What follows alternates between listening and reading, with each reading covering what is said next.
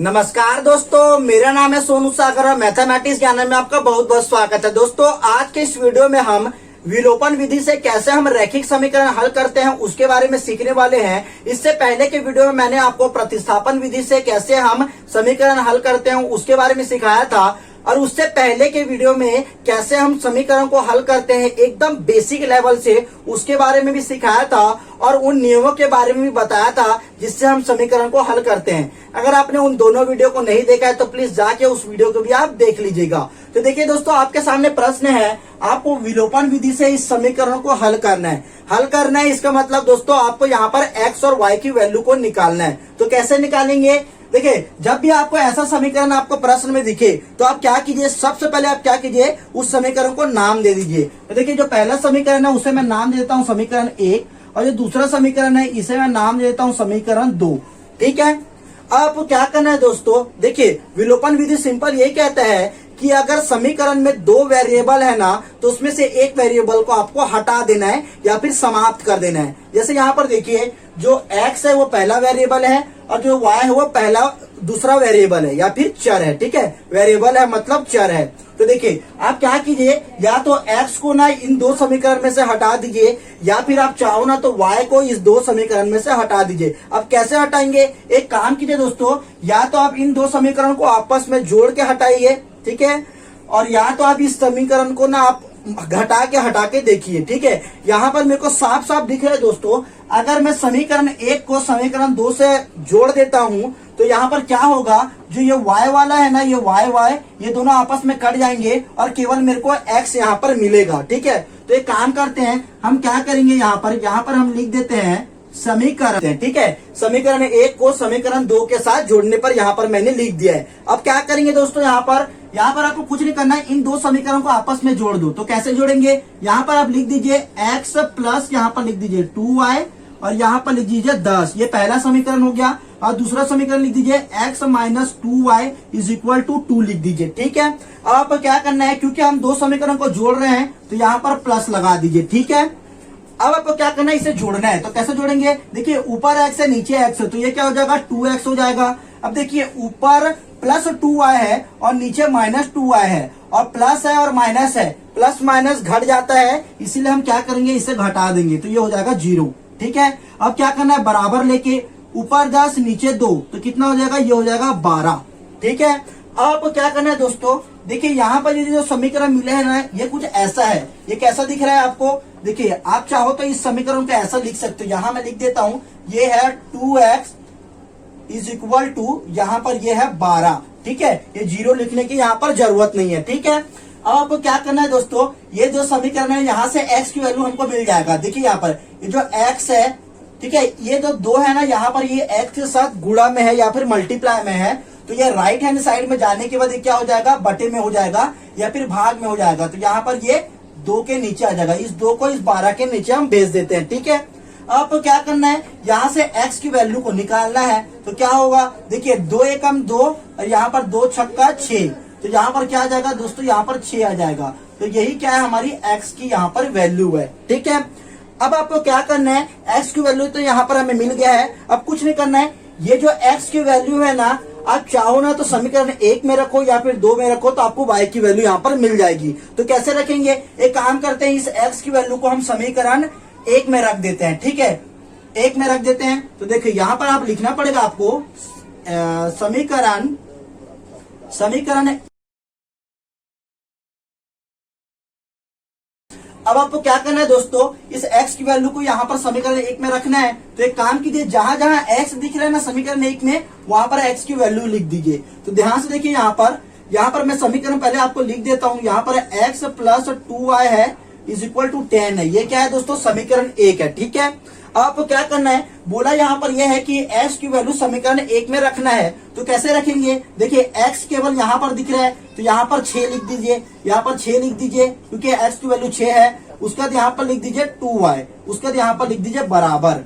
ठीक है, बराबर 10। अब आपको क्या करना है, इसे सॉल्व करना है। तो कैसे सॉल्व करेंगे, ध्यान से देखिए, ये जो 2y वाला है ना, उसे लेफ्ट हैंड साइड में रखिए, और ये जो 6 दिख रहा है ना, इसे राइट हैंड साइड में भेज दीजिए, क्योंकि हमें केवल y की वैल्यू निकालना है।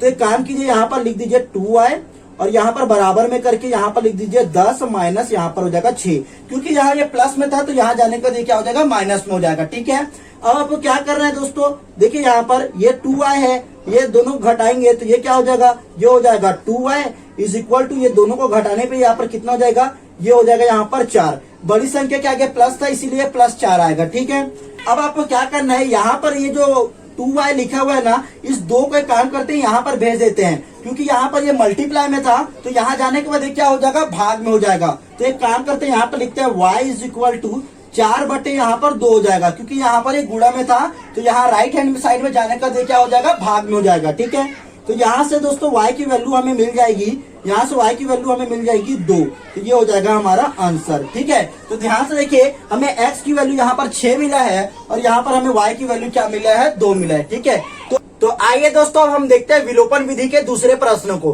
तो देखिए दोस्तों आपके सामने दूसरा प्रश्न है, इस प्रश्न को भी हमें वैसे ही हल करना है जैसे हमने पहले प्रश्न को हल किया था, लेकिन दोस्तों ये प्रश्न ना थोड़ा सा अलग है पहले प्रश्न से।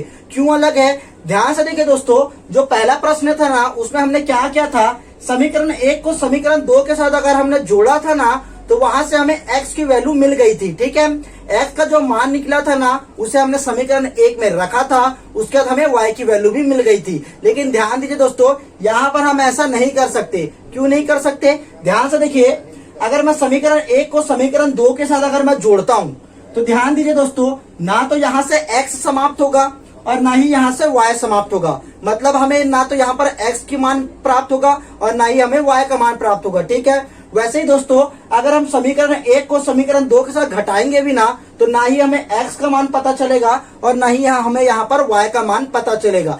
तब हम कैसे करेंगे, ध्यान दीजिए दोस्तों, एक काम करते हैं ना, इन 2 समीकरण में से ना एक समीकरण को ना हमें ऐसा बनाते हैं जिससे अगर हम इन 2 समीकरण को आपस में ना घटाएंगे ना तो ये क्या होंगे, इनमें से कोई एक चर ना गायब हो जाएगा। मतलब मैं यहाँ आपको करके दिखाता हूँ। देखिए दोस्तों यहाँ पर एक काम करते हैं, जो समीकरण 2 दिख रहा है ना आपको, इस समीकरण 2 को ना हम थोड़ा चेंज कर देते हैं, मतलब मॉडिफाई करके देखते हैं। अब क्या बोल रहा हूँ दोस्तों, आप यहाँ पर लिखिए, एक काम कीजिए, यहाँ पर आप लिखिए समीकरण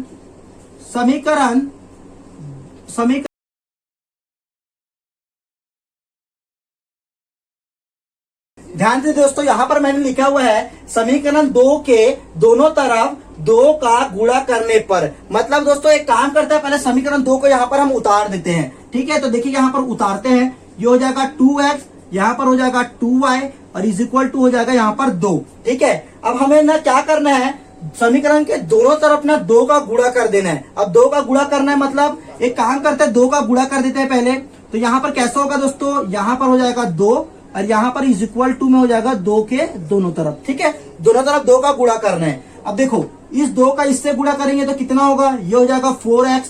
ठीक है, अब इस 2 का इससे गुणा करेंगे तो कितना होगा, ये हो जाएगा -4y।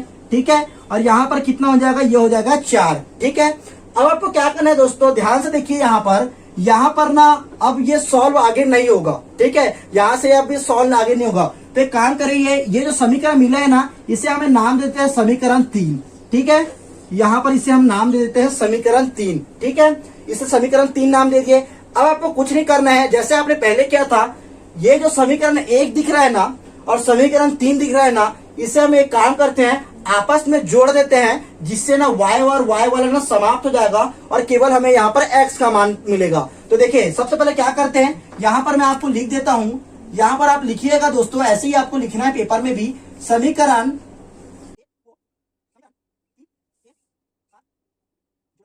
ठीक है, आपको यहाँ पर लिखना है। अब देखिए लिखने पर क्या होगा, यहाँ पर ये हमने लिख दिया।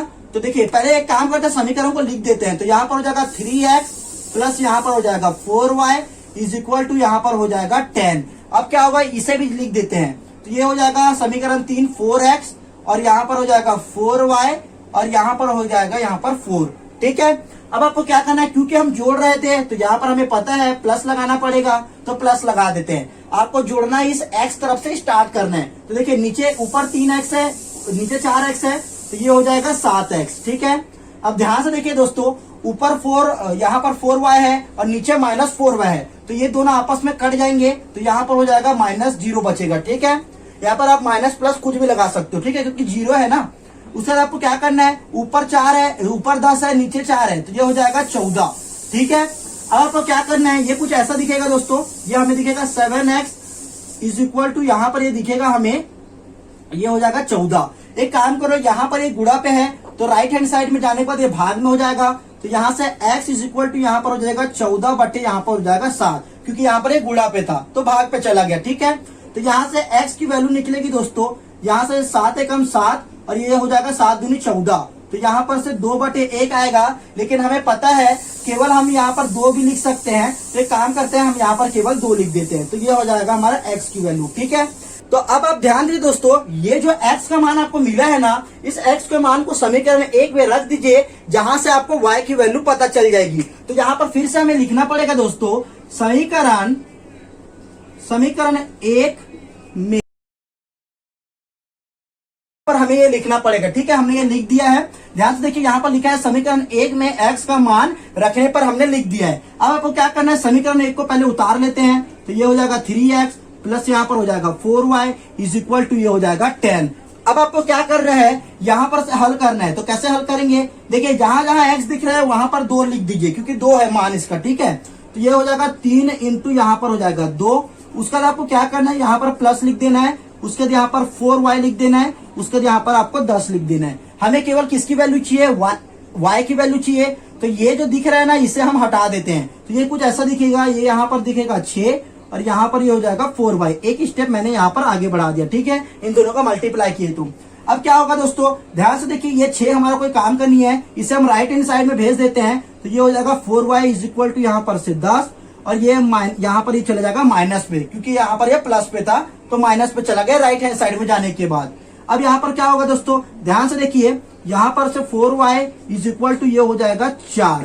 ठीक है, यहाँ से 4 हो गया। एक काम कीजिए ना, ये जो y की वैल्यू आपको दिख रही है ना, ये y की वैल्यू, एक काम कीजिए, यहाँ पर मैं आपको लिख के दिखाता हूँ दोस्तों, यहाँ पर मैं आपको लिख के दिखाता हूँ, ध्यान से देखिए, ये जो y, ये देखो, ये जो 4 दिख रहा है ना, ये यहाँ पर डिवाइड में चला जाएगा। ठीक है, तो यहाँ से केवल y की वैल्यू मिलेगी, तो यहाँ पर मैं आपको लिख के दिखा रहा हूँ, ध्यान से देखिए, यहाँ पर एक काम कीजिए आप, यहाँ पर y इज इक्वल टू ये गुणा पे था, तो यहाँ पर ये भाग में चला जाएगा, तो यहाँ पर हो जाएगा 4 बटे 4, तो यहाँ से y की वैल्यू 4 एकम 4 और ये 4 एकम 4, तो ये कितना हो जाएगा, ये हो जाएगा दोस्तों यहाँ पर हो जाएगा, सॉरी 1 आएगा इसकी वैल्यू। ठीक है, तो ये क्या हो जाएगा हमारा आंसर। तो देखिए दोस्तों, इसकी वैल्यू यहाँ पर आई है 1।